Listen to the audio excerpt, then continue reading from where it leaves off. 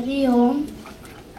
प्रलपं विसृजन् गृह्णन् उन्मिषन् निमिषन्नपि इन्द्रियाणीन्द्रियार्थेषु वर्तन्त इति धारयन् ब्रह्मन् याधाय कर्माणि संगं त्यक्त्वा करोति यः लिप्यते न स पापेन पद्मपत्रमिवाम्भस कायेन मनसा बुद्ध्या केवलैरिन्द्रियैरपि योगिनः कर्म कुर्वन्ति संगं त्यक्त्वात्मशुद्धये युक्तः कर्मफलं त्यक्त्वा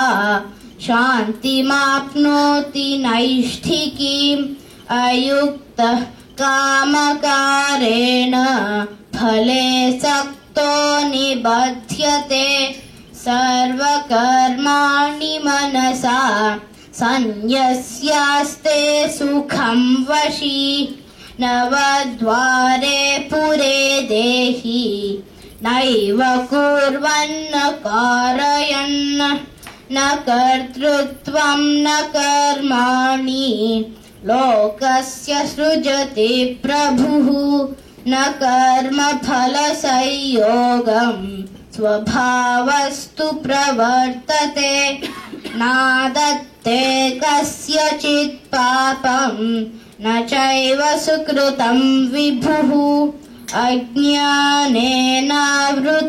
ज्ञानं तेन मुह्यन्ति जन्तवः।